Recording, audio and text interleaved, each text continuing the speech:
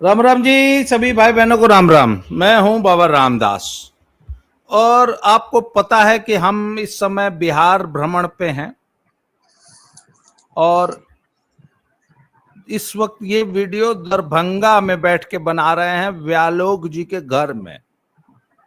और व्यालोक जी मेरे बगल वाले कमरे में विराजमान हैं। तो कहने का मतलब हम लोग एक ही परिसर में अगल बगल बैठ के ये वीडियो बना रहे हैं। हम लोग दरभंगा पहुंच चुके हैं। इसके आगे का कार्यक्रम अभी तय नहीं है। तो सबसे पहले तो सभी दर्शकों से और सहयोगियों से, मित्रों से निवेदन है, एक तो हमारी इस यात्रा को सपोर्ट कीजिए भैया। खर्चा बहुत ज्यादा हो रहा है और आगे इस यात्रा को कंटिन्यू करने के लिए आपके आर्थिक सहयोग की जरूरत है। हमारा नंबर है 788-925-8317। दोबारा रिपीट कर रहा हूं, 788-925-8317। मात्र डीजल का खर्चा निकल आए तो बाकी कोई समस्या नहीं। तो व्यालोक जी मेरे बगल में है। व्यालोक जी, आपसे एक चर्चा ये करनी है कि मैं बहुत सालों बाद बिहार आया हूं और इस तरीके से इतना व्यापक रूप से बिहार घूमा नहीं था। हालांकि 4 लेन पे चलते हुए समाज का असली रूप दिखाई नहीं देता है। असली रूप दिखाई देता है जब आप गांव में घुसते हैं, लोगों से बात करते हैं।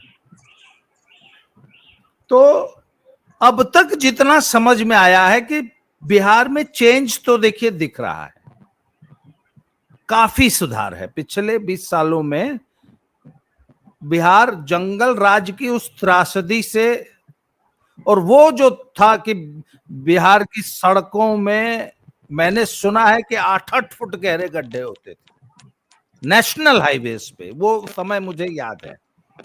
आज तो गांव की कुछ ऐसी सड़कें भी हमें दिखी। हालांकि आपने बताया कि वो प्रधानमंत्री योजना की सड़कें हैं, गांव की सड़कें अब भी अंदर टूटी हुई हैं, कुछ हो सकता है। परंतु फिलहाल जिन गांव की सड़कों पे हम चले वो बहुत शानदार थी। मैंने कल एक वीडियो भी बनाई है, वो इसी में मैं आपको डाल भी दूंगा, इसी वीडियो में। तो जंगल राज की त्रासदी से उबरा तो है, परंतु अब जो औद्योगिक विकास प्रदेश का होना चाहिए, और युवाओं से बात की तो युवाओं ने चिंता व्यक्त की कि साहब रोजगार का सृजन नहीं हो पा रहा है। बिहार की इकोनॉमी ऐसी नहीं है जो अपने युवा को बिहार में ही रोक सके। ये एक बहुत बड़ा इशू है। पर इसके बावजूद एक बहुत बड़ा वर्ग है आज भी जो उस जंगल राज का समर्थक है और उसी को वापस ले आना चाहता है। मुस्लिम और यादव समाज आज भी उसको विकास से कोई लेना देना नहीं है। वो आज भी लालू का समर्थक है, बना हुआ है, एकदम टिका हुआ। हालांकि कुछ युवा जो पढ़े लिखे हैं वो रोजगार की बात कर रहे हैं, वो जातिवाद से ऊपर हटे हैं, पर कमोबेश लालू का जो समर्थक वर्ग है वो कायम है उनके साथ। तो मुझे एक बात बताइए कि ये जो मुस्लिम यादव कॉम्बिनेशन है, क्या इसको वाकई विकास से कोई मतलब नहीं है कि या इसके मन में कुछ और असुरक्षा की भावनाएं हैं जो वो ये लालू राज में अपने आप को सुरक्षित मानते हैं? क्या आखिर साइकोलॉजी क्या है, मुझे वो बताइए। वो मुझे मनोविज्ञान पढ़ना है, क्या है वो मनोविज्ञान? उस मनोविज्ञान पर जाने से पहले आपकी पूरी बातचीत को एक लाइन में सम अप कर देता हूँ। बिहार जंगल राज हुआ है, लेकिन बीमारू प्रदेश की कैटेगरी से निकलने के लिए अभी इसको बहुत मेहनत करनी पड़ेगी। 50% जनता यहाँ की निरक्षर है। लगभग 40% जो बच्चे हैं, जो महिलाएं हैं, वो एनीमिक हैं। बच्चों में कुपोषण पूरे देश में सबसे ज्यादा है। तो जो विकास के पैरामीटर्स हैं उनमें अगर आप सड़क और बिजली को हटा दें तो बिहार अभी लगता है किसी प्रागैतिहासिक काल में हम लोग जी रहे हैं।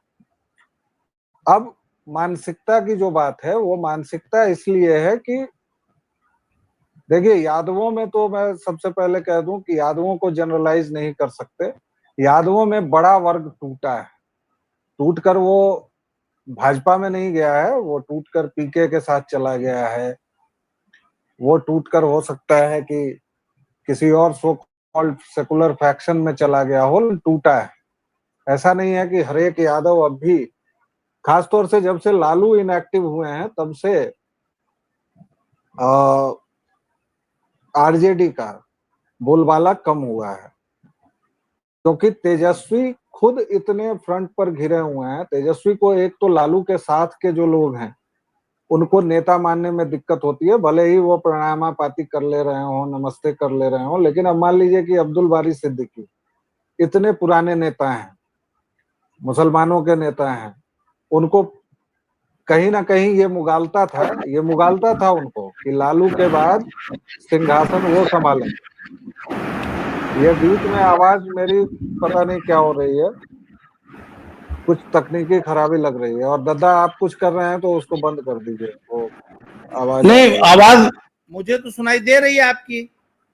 नहीं, बीच में कुछ आवाज हुई थी, मुझे लगा कि शायद कुछ पीछे से ये हुआ तो तो मैं सेटिंग चेंज कर रहा था, वॉल्यूम बढ़ा रहा था थोड़ा सा। जी आप ओके। कंटिन्यू कीजिए।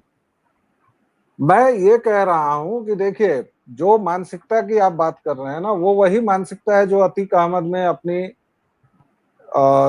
छवि देखता है। जो सलमान खान को कोई मतलब नहीं है मुस्लिम भीड़ भीड़ से, मोहम्मद वादियों से सलमान खान को कोई मतलब नहीं है, लेकिन भाईजान भाईजान वो हमेशा प्रतीक ढूंढता है।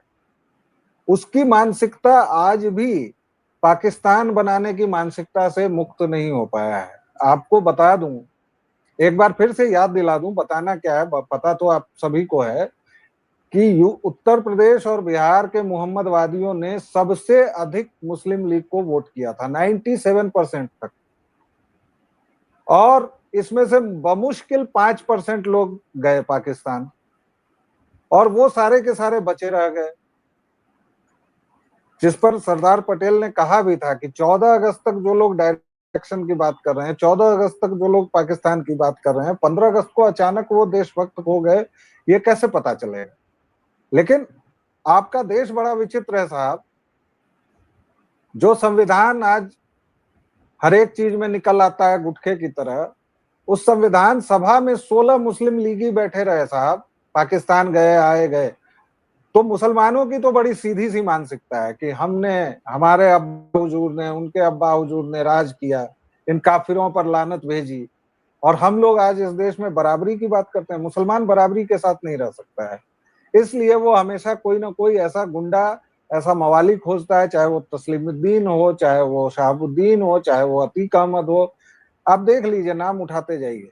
बाकी उसकी पूरी जनसंख्या गटर में पड़ी हुई है, इससे किसी मोहम्मदवादी को कोई मतलब नहीं।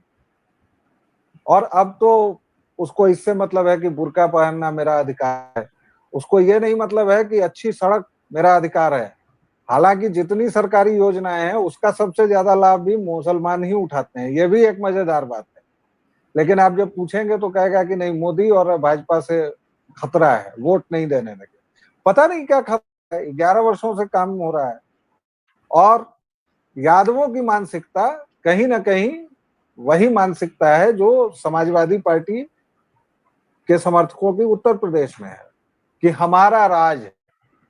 और आरजेडी और समाजवादी पार्टी के शासनकाल में ये रहा भी है कि आप कुछ भी कर दीजिए, अगर आपके सरनेम में यादव है लिखा हुआ, राय लिखा हुआ है, तो आपके साथ कुछ खास नहीं किया जाएगा, आप पर कार्रवाई नहीं होगी। ये सच है, इस सच को स्वीकारना पड़ेगा।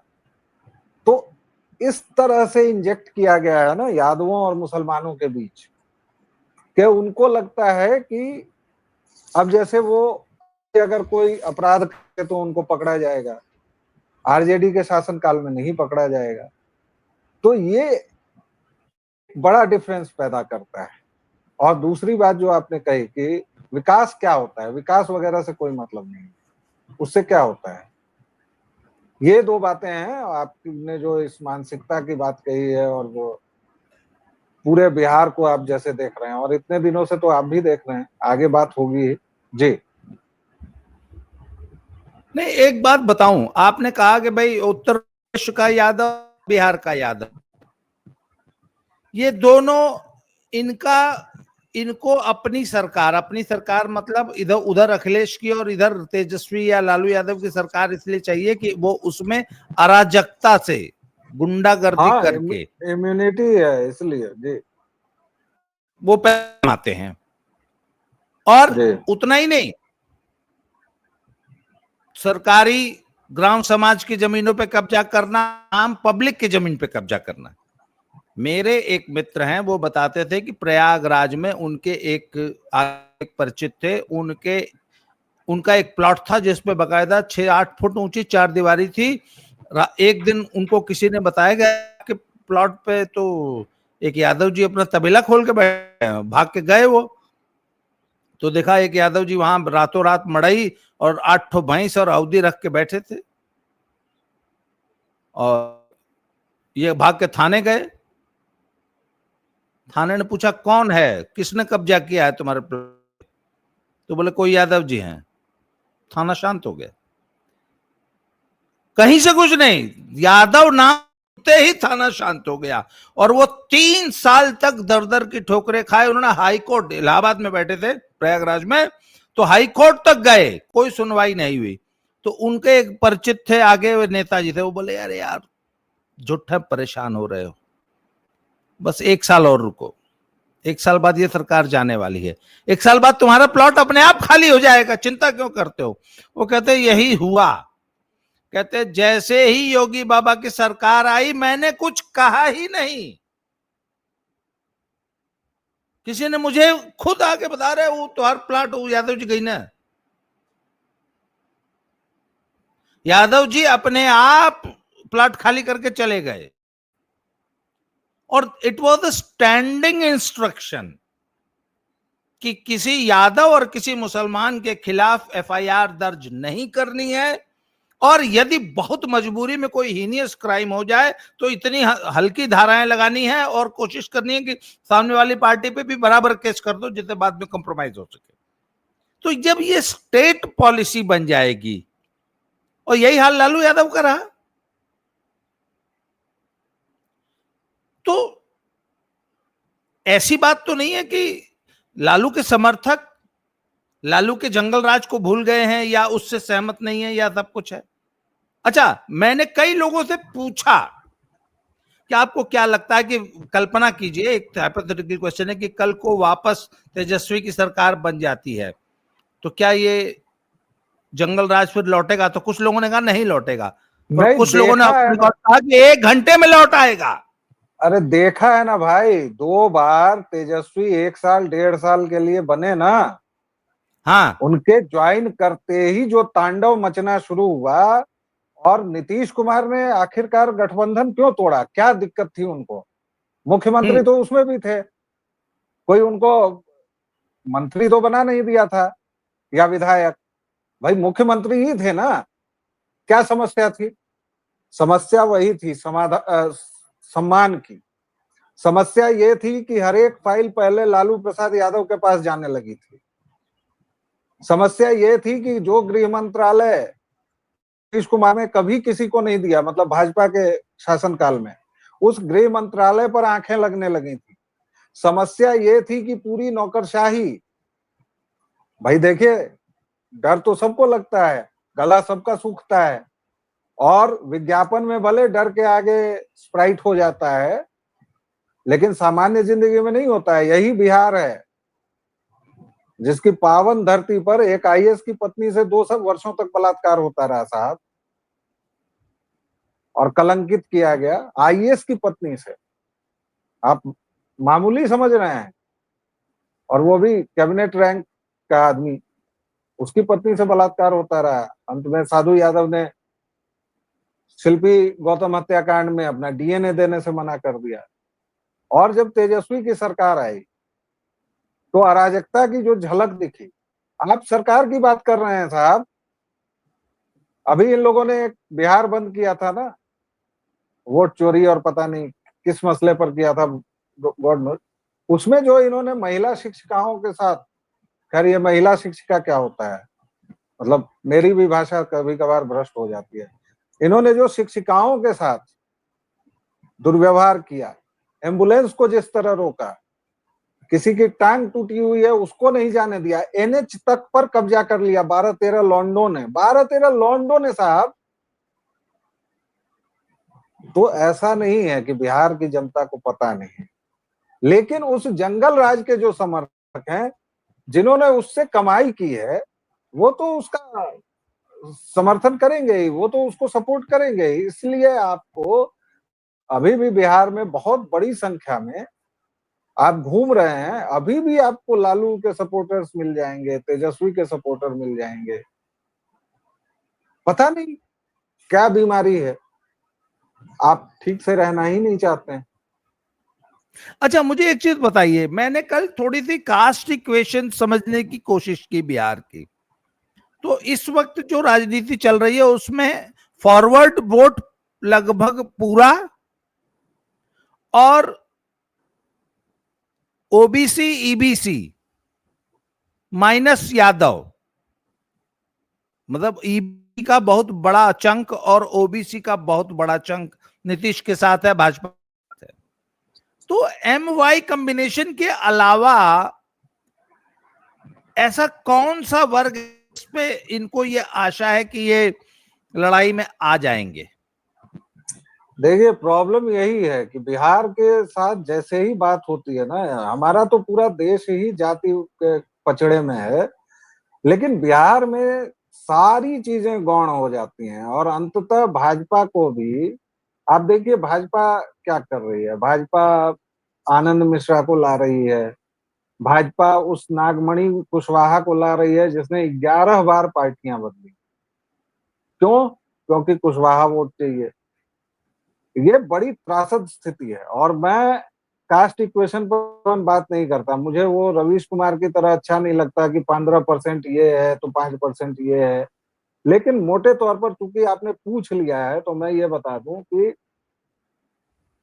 प्रशांत किशोर पांडे को यही उम्मीद थी कि सवर्ण वोटों में वो तोड़फोड़ करेंगे, लेकिन उन्होंने जिस तरह से आगाज किया और जिस तरह से पूरा, उनकी लगभग पूरी पार्टी आरजेडी पार्ट 2 है, क्योंकि आरजेडी के जो शुद्ध नेता थे, जो बड़े नेता नहीं बन पाए थे, जो टिकट के अभ्यर्थी हैं लेकिन उनको पता है कि टिकट आरजेडी नहीं देगा, ऐसे सारे नेता प्रेता आ गए हैं प्रशांत किशोर पांडे के साथ।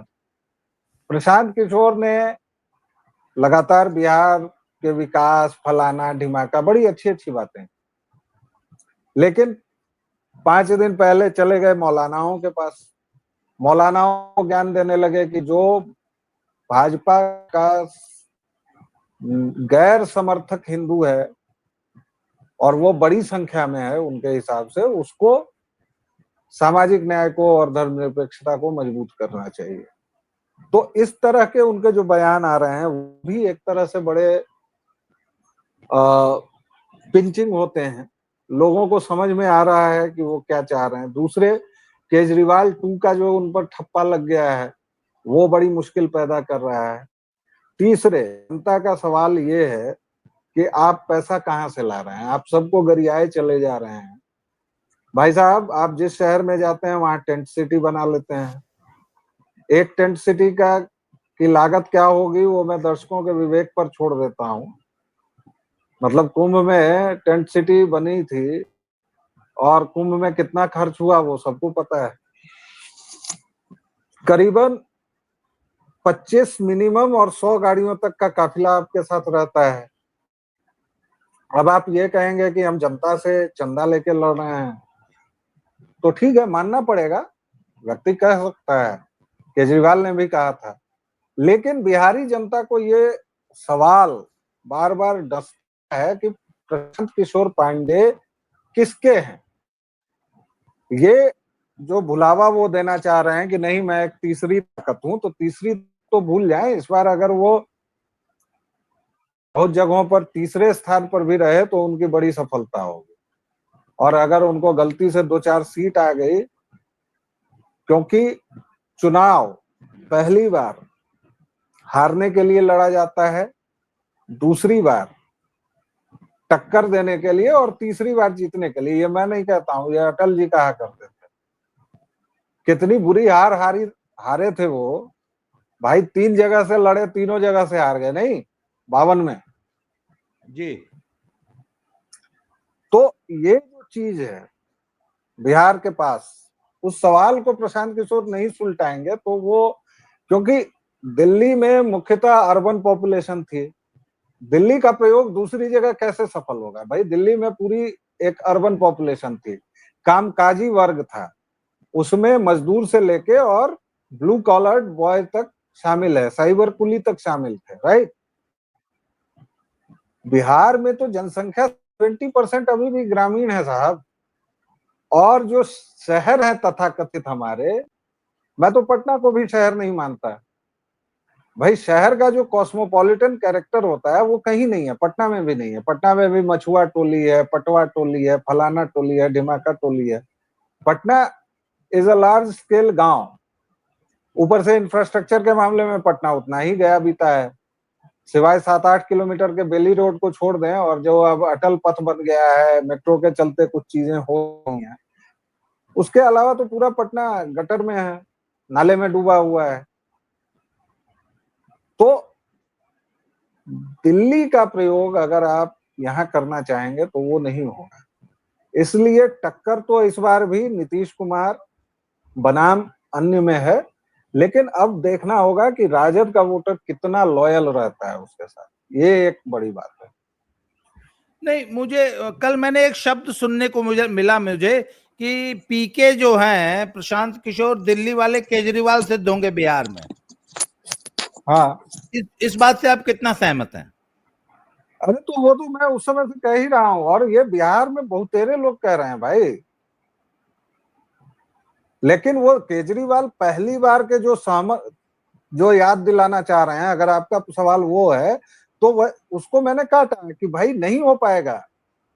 केजरीवाल अभी जिस तरह है दिल्ली में, अगर आप उसकी बात कर रहे हैं तो मैं मान सकता हूं कि हाँ ठीक है,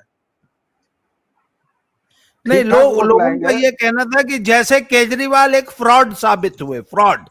लोगों का हाँ जो भाई, टोन था कि तो ये फ्रॉड भी केजरीवाल की तरह फ्रॉड साबित होंगे। साबित क्या होना है साहब, फ्रॉड हैं, मतलब लोग उनको पहचान रहे हैं, फ्रॉड नहीं है तो और क्या है साहब। आप मुझे बताइए कि आप बड़े इससे किसी और को बना देते हैं अध्यक्ष। भैया अध्यक्ष बना देना, वो राबड़ी देवी को भी मुख्यमंत्री बना दिया गया था। रिमोट कहाँ है, रिमोट किसके पास है, वो समझ में आता है ना अभी भी। उस अध्यक्ष महोदय का नाम आप जानते हैं? प्रशांत किशोर की पार्टी के राष्ट्रीय अध्यक्ष दूसरे हैं, उनका नाम आप जानते हैं? नहीं जानते हैं। मैं अच्छा, भी अभी एक अंतिम सवाल आपसे। इस चुनाव के बाद भी भाजपा क्या छोटे भाई की भूमिका में बनी रहेगी ज्यादा सीटें लाकर के भी, या चेंज आएगा सिचुएशन में? देखिए, चुनाव के बाद बहुत चीजें बदलेंगी, इसलिए अभी उस पर कोई कयास लगाना बिल्कुल बेकार की बात होगी। चुनाव के बाद हो सकता है कि जेडीयू का विलय हो जाए भाजपा में। चुनाव के बाद ये हो सकता है कि जेडीयू टूट जाए दो फांक में। चुनाव के बाद ये हो सकता है कि नीतीश कुमार अचानक अपना उत्तराधिकारी किसी को घोषित करके और कहें कि मैं संन्यास ले रहा हूं या मैं राष्ट्रपति बन रहा हूं। तो चुनाव के बाद संभावनाएं बहुत हैं, क्योंकि बीजेपी अब इस मोड में है कि अब वो बड़ी भूमिका में आएगी। कैसे आएगी, क्यों आएगी भाई, इतने साल वो रही ना। अब महाराष्ट्र में भी वही हाल हुआ, तो अब भाजपा चाहेगी कि उसका मुख्यमंत्री बने, और इसलिए अगर 2-3 महीने जो होंगे नई सरकार के, अगर वो जेडीयू बीजेपी की बनती है, एनडीए की, तो वो बहुत टर्बुलेंट रहेंगे। उस बीच में कुछ बहुत फैसले वगैरह नहीं हो पाएंगे, क्योंकि उसमें विशुद्ध राजनीति होगी। अभी तो इनका लक्ष्य ये है कि वो पहले सरकार बना ले, उसके बाद आरजेडी को हटाए, उसके बाद कुछ देखा जाएगा। इसलिए अभी इन सब पर कयास लगाना बेकार की बात होगी। जी नहीं, एक मुझे ये बताइए कि अगले 5 साल और भाजपा एनडीए की सरकार बन जाती है, तो क्या ये जो बेसिक जो समस्या है बिहार की, कि बिहार सस्ता लेबर का सप्लायर देश के लिए जो बना हुआ है, क्या ये बना रहेगा या इसमें सुधार की कोई संभावना, नहीं, पलायन रुकने नहीं, की कोई संभावना? उसमें कैसे सुधार होगा भाई। अब तो हम वो आंकड़ा जिसके लिए बहुत बड़ी इच्छा शक्ति चाहिए, और अब केंद्र भी नहीं चाहेगा और बाकी राज्य भी नहीं चाहेंगे, हर एक जगह चीप लेबर का पूरा समीकरण गड़बड़ हो जाएगा भाई। हालांकि सरकार ये जो है, इसने इंडस्ट्री को लेके एक बड़ा बहुत बड़ा कदम उठाया है। अब अगर वो कर दे तो फिर बिहार से कोई नहीं जाएगा वापस, क्योंकि बिहारियों की बहुत महत्वाकांक्षा नहीं होती है। अगर उनको घर के पास आप दे दें तो वो कुछ भी करेंगे। यही नॉस्टैल्जिया है जो उनको हर एक बार छठ में लाता है, लुट के पिट के मार खा के, लेकिन वो आते हैं। तो भावनाएं प्रबल है ना बिहारियों के साथ, इसीलिए वो अब लालू देवता हैं तो हैं एक तबके के लिए। भाई लालू चौक अगर बन रहा है इस राज्य में, वो भी एकदम पटना हाजीपुर के बहुत व्यस्त चौराहे पर, लालू नगर अगर बन रहा है, तेजस्वी नगर बन रहा है, तो फिर उस सोच को आप कैसे पलट देंगे? तो इसलिए उसमें कोई कमी नहीं होगी। हाँ, ये हो सकता है कि दो चार चीजें बदलें, क्योंकि एक्सप्रेसवे भी अब एक तो मिल रहा है बिहार को, है बहुत पीछे हैं, लेकिन उस चीज में नहीं, उसमें बहुत बड़ी महान इच्छा शक्ति चाहिए, और वो कोई नहीं चाहेगा, ना केंद्र में चाहेंगे लोग, ना राज्य में चाहेंगे, क्योंकि अच्छा है ना, बढ़िया तो है, चीप लेबर मिल रहा है सभी जगह। उसी सेमीकंडक्टर फैक्ट्री में, उड़ीसा में सेमीकंडक्टर की फैक्ट्री है, और उसी में कोई बिहारी बस कंडक्टर भी है। तो सवाल यह है कि जब तक बिहारी नहीं सुधरेंगे ना, और सुधरने का नाम नहीं ले रहे हैं, अभी भी आप देखिए युवाओं को, देखिए क्या कर रहे हैं वो बिहार में। अगर वो पढ़ना लिखना चाहे तो क्या करें? तो पूरा जो ढांचा है भाई, सिस्टम के साथ दुर्घटना होना, सिस्टम को बिगाड़ना सब जगह चलता है। भ्रष्टाचार, जातिवाद कहाँ नहीं है आपके देश में साहब, लेकिन संस्थागत तौर पर संस्थाओं को खत्म कर दिया गया, ये केवल बिहार में हुआ है। एकदम मजहबी जुनून के साथ पूरे सिस्टम को कोलैप्स करवाया गया है बिहार। आप कहीं हाथ डालिए, दीमक लगी हुई दीवार है, भड़बड़ा के गिर जाएगी। नौकरशाही में जाइए, नीचे से ऊपर तक सब सोए हुए हैं। नेताओं में जाइए, विद्यार्थियों में जाइए, प्रोफेसर्स में जाइए, एकेडमिक्स में जाइए, कहीं जाइए, राह ही नहीं। बिहार का भी लोग बोलते हैं इतने हमारे यहाँ इतने आईएएस होते हैं, इतने वो नहीं। आपके यहाँ कहाँ होते हैं साहब? मुझे ऐसे बिहारी की खबर लाकर दिखाइए, चैलेंज है ये, जो बिहारी पहले से 10वीं तक बिहार के स्कूलों में पढ़ा, सरकारी स्कूल में, उसने कॉलेज की शिक्षा बिहार से ली, और वो इंजीनियर बना हो, डॉक्टर बना हो, आईएएस बना हो, जो भी बना हो, यूपीएससी क्लियर किया हो, मुझे दिखा दी। नहीं है, दावा करता हूं मैं। इस प्रदेश के मुख्यमंत्री बड़े गर्व से कहते हैं कि हमारे इतने बच्चे आईआईटी में चले गए, इतने बच्चे नीट में चले गए। नहीं, गलत बोलते हैं भाई, गलत बयानी है। अब मैं तड़कुल को कहूंगा कि बिहारी है तो बेकार बात है ना, कहेगा बिहारी है वो। भुजुंडी जी का जन्म छोड़ के क्या उन्होंने बिहार में देखा है भाई? वो तो मुंबई वाला है, वो मराठी ठीक ठाक बोलता है बनिस्पत भोजपुरी के। गलत है सही है ये एक अलग विषय होगा, लेकिन वो कहां से बिहारी रहा? कल को वो आईआईटी कर देगा तो मैं फोटो लगा दूं कि देखिए बिहार के एक लाल ने आईआईटी कर लिया।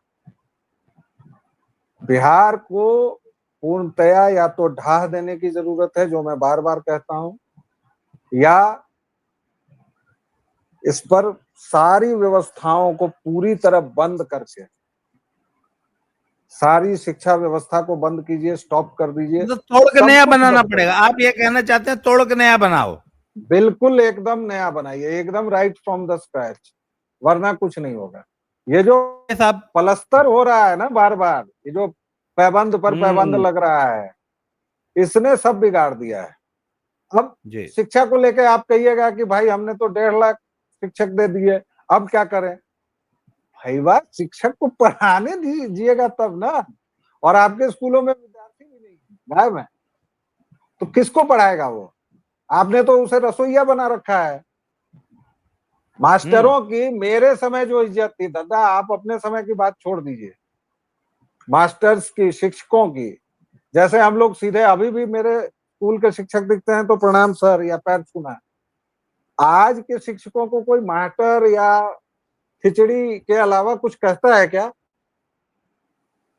कहीं उसकी कोई इज्जत धेले भर भी? क्योंकि आपने उसको पढ़ाने को छोड़ के सारे काम में लगाया हुआ है, तो बहुत बुरा हाल है। इसको आप पाबंद लगा के ठीक नहीं कर सकते हैं, इसलिए पलायन भी जारी रहेगा, बीच बीच में पाबंद भी लगते रहेंगे, अनलेस एंड अनटिल हर एक बिहारी ये पूछे हर एक नेता से कि पिछले 5 साल में तुमने क्या किया, पिछले 11 साल में तुमने क्या किया। आज एक बिहार में स्थिति यह है सर, एक कास्ट सर्टिफिकेट, एक निवास प्रमाण पत्र, एक जमीन का कागज, आप कुछ भी बिना पैसे दिए निकलवा के दिखा दीजिए। कहने को पूरा डिजिटल हो चुका है, आप निकलवा के बिहार में मुझे दिखा दीजिए बिना पैसे के, मैं मान जाऊंगा। इतना बुरा हाल आप कर देंगे पूरी व्यवस्था का, तो कहां से विकास और प्रगति, ये सब फिर घटिया बातें होने लगती हैं जी। तो बिहार जो है इसी तरह सस्ता लेबर प्रोवाइडर बना रहेगा, आप ये कहना चाहते हैं। आज की चर्चा को यहीं समाप्त करते हैं सर, आगे दोबारा किसी अन्य विषय पे आपसे बिहार पे ही चर्चा होगी। तब तक के लिए जय श्री राम, हर हर महादेव। जय सिया राम। और दर्शकों, देखिए दद्दा ने आप लोगों से अपील नहीं की, मैं ही कर देता हूं भाई। मैं दूसरी जगह व्यालोकवाणी पर भी उपलब्ध हूं और प्रारब्ध पर भी, तो व्यालोकवाणी पर मैं सिंगल भी करता हूं, तो अगर आपको सुनने समझने की इच्छा हो तो आप उस पर भी आ सकते। व्यालोकवाणी को लाइक कीजिए, सब्सक्राइब कीजिए, शेयर कीजिए। जय श्री राम।